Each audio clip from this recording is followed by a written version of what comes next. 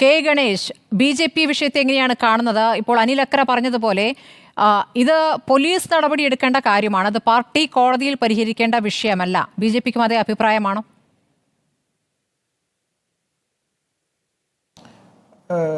ഈ കഴിഞ്ഞ കുറച്ച് ദിവസങ്ങളായിട്ട് കോഴിക്കോട്ടെ മാധ്യമപ്രവർത്തകരൊക്കെ ഈ വിഷയം വളരെ സജീവമായിട്ട് അന്വേഷിച്ചു കൊണ്ടിരിക്കുകയാണ്. ഇങ്ങനൊരു വിഷയം ആരാണ്, എന്താണ് എന്നുള്ള കാര്യങ്ങളൊക്കെ കാരണം കോഴിക്കോട് ഇത് ഒരു മാസത്തിനടുത്തായി ഇത് വലിയ വ്യാപകമായി പ്രചരിച്ചു കൊണ്ടിരിക്കുകയാണ് ഈ വാർത്ത.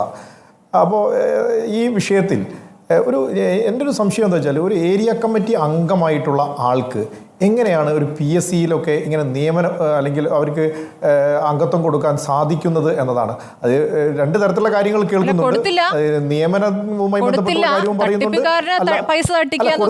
അതിന്റെ ചർച്ചകൾ കൊടുക്കും. തട്ടിപ്പുകാരുടെ പൈസ തട്ടിക്കുക എന്നുള്ള ഉദ്ദേശമൊന്നുമല്ല. അതിനെക്കുറിച്ച് അന്വേഷിച്ച് നോക്കുന്ന സമയത്ത് അത് അങ്ങനെ ഒരു പണം തട്ടാൻ വേണ്ടി മാത്രമുള്ള ഏർപ്പാടായിട്ടല്ല ഞങ്ങൾക്ക് മനസ്സിലാകുന്നത്. കാരണം അവിടെ ഇത്തരത്തിലുള്ള മുൻ കാലങ്ങളിൽ അങ്ങനെ നടത്തിയിട്ടുണ്ട്. അവരുടെ നിയമനവുമാണ് എന്ന് പറയുന്നു, അല്ല ഇനി PSC ഇതിലേക്കുള്ള അംഗത്വമാണെന്ന് പറയുന്നു.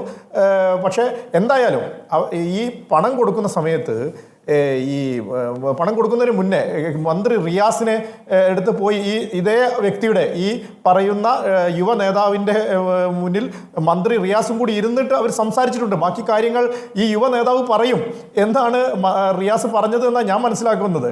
അപ്പോൾ ഇങ്ങനെ മന്ത്രിയുടെ പേര് പോലും അതിൽ പരാമർശിക്കപ്പെട്ടിട്ടുണ്ട്. അപ്പോൾ മന്ത്രിയുടെ സാന്നിധ്യത്തിലാണ് ഇത് ഉണ്ടായിരിക്കുന്നത്. അപ്പോൾ മന്ത്രി ആ കാര്യത്തിൽ കൈയൊഴിഞ്ഞ് എനിക്ക് ഈ വിഷയത്തെ ആളുകൾ ചോദിക്കുന്ന സമയത്ത് എനിക്ക് ഈ വിഷയത്തെക്കുറിച്ച് അറിയില്ല, അതെങ്ങനെയാണ് മന്ത്രിയുടെ സാന്നിധ്യത്തിൽ വന്നതാണെങ്കിൽ ആ രൂപത്തിലല്ലേ പരാതി? അല്ലല്ല, ഇത് ശബ്ദരേഖയടക്കമാണ് ഈ വനിതാ ഡോക്ടർ പാർട്ടിക്ക് പരാതി നൽകിയിരിക്കുന്നത്. അതായത് ഈ ആരോപണ വിധേയനായ കോട്ടൂളിക്കാരനായ യുവജന നേതാവ് അയാൾ സംസാരിച്ചതിന്റെ ശബ്ദരേഖ ഡോക്ടറോട് പറഞ്ഞതിന്റെ ശബ്ദരേഖയാണുള്ളത്. മുഹമ്മദ് റിയാസുമായും ഞാൻ സംസാരിച്ചിരുന്നു, ഞങ്ങൾ ഒന്നിച്ചിരുന്ന് ചർച്ച ചെയ്തിട്ട് അങ്ങനെ ഒരു ഉറപ്പ് ലഭിച്ചിട്ടുണ്ട് എന്ന് പറയുകയാണെങ്കിൽ അതാണല്ലോ പ്രധാനമായിട്ടും പാർട്ടിയോട് പറയുക. അങ്ങനെ ഒരു പരാതി ഇല്ലാത്ത കാര്യം ആരോപണമായി ഉന്നയിക്കരുത്. ഇതിൽ കുഴപ്പം വരുന്നത് മന്ത്രി പ്രതികരിക്കുന്നില്ല എന്നിടത്താണ്. മന്ത്രി റിയാസുമായിട്ട് ഉറപ്പ് ലഭിച്ചിട്ടുണ്ട്. ഒരു ഏരിയ കമ്മിറ്റി അംഗത്തിന് ഇത്രയും വലിയൊരു പോസ്റ്റിലേക്ക് ഉള്ള കാര്യങ്ങൾ നടത്താൻ സാധിക്കുമോ എന്ന് ആലോചിച്ച് നോക്കൂ. മന്ത്രിയുടെ ഉറപ്പില്ലാതെ എങ്ങനെയാണ് സാധിക്കുക? ഞാനതാ പറഞ്ഞത്, ഇനി മന്ത്രിക്കില്ലെങ്കിൽ അന്വേഷണം നടക്കട്ടെ. മന്ത്രി അന്വേഷണത്തിന് വിധേയനാവണം. മന്ത്രി അല്ലാതെ കാര്യം അറിയില്ല എന്ന് പറഞ്ഞ് ഒഴിഞ്ഞു മാറുകയല്ല വേണ്ടത്.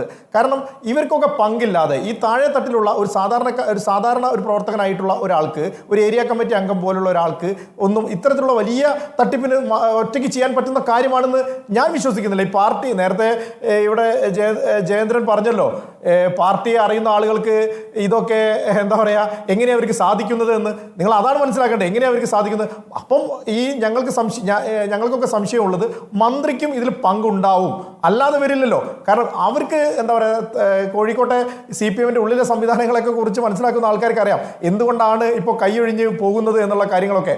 അപ്പോൾ അതുകൊണ്ട് എത്രയും പെട്ടെന്ന് അന്വേഷണം ഉണ്ടാവണം. മന്ത്രി മാറി നിന്ന് അന്വേഷണത്തിന് വിധേയനാവണം എന്നതാണ്. അല്ലാതെ അറിയില്ല എന്ന് പറഞ്ഞ് മുന്നോട്ട് പോകാൻ സാധിക്കുകയില്ല. കാരണം നിങ്ങൾ ആലോചിച്ച് നോക്കൂ, ലക്ഷക്കണക്കിന് ഉറുപ്പ്യ ഒരാള് പണം വാങ്ങിയിട്ട് നിയമനം നേടിക്കഴിഞ്ഞാൽ എങ്ങനെയായിരിക്കും അവർ ആ പദവിയിൽ പ്രവർത്തിക്കുക? നമുക്കറിയാം ഇവിടെ PSCയുടെ തട്ടിപ്പ്, നമുക്കറിയാം PSC പരീക്ഷ ചോദ്യപേപ്പർ ചോർത്തിയ ഇത് എങ്ങനെയാണെന്ന് നമ്മൾ കണ്ടിട്ടുണ്ട്. CPM SFI നേതാക്കന്മാർക്കും DYFIക്കാർക്കും എങ്ങനെയാണ് ഇത് ചോർത്തി കൊടുത്തതെന്ന് നമ്മൾ കണ്ടിട്ടുണ്ട്. അതേപോലെ പിൻവാതിൽ വഴി നിയമനങ്ങൾ എങ്ങനെയാണ് കേരളത്തിൽ ഈ CPM സർക്കാരിന്റെ കാലഘട്ടത്തിൽ, പിണറായി വിജയൻ സർക്കാരിന്റെ കാലഘട്ടത്തിൽ എങ്ങനെയാണ് കേരളത്തിൽ നടക്കുന്നത് എന്ന് നമ്മൾ കണ്ടിട്ടുണ്ട്. അപ്പോൾ ഇത്തരത്തിലുള്ള നിയമനങ്ങൾക്കും ഇത്തരത്തിലുള്ള കാര്യങ്ങളൊക്കെ എങ്ങനെയാണ് ഇപ്പോൾ സാധാരണ പഠിക്കുന്ന അല്ലെങ്കിൽ സാധാരണക്കാരായിട്ടുള്ള ആളുകൾ പഠിക്കുന്ന ആളുകൾക്ക് ഇതൊന്നും അവർക്ക് അപ്രാപ്യമായിക്കൊണ്ടിരിക്കുകയാണ്. കാരണം പണം കൊടുത്തിട്ട് വാങ്ങുന്ന തരത്തിലേക്ക് CPM PSCയെ ഒക്കെ എത്തിച്ചിരിക്കുന്നു. കാരണം അതിന്റെ വിശ്വാസ്യത പൂർണ്ണമായും കഴിഞ്ഞ ഈ പിണറായി സർക്കാരിന്റെ കാലഘട്ടത്തിൽ അതിന് ഇല്ലാതായി കഴിഞ്ഞിരിക്കുന്നു എന്നതാണ് ഒരു കാര്യം.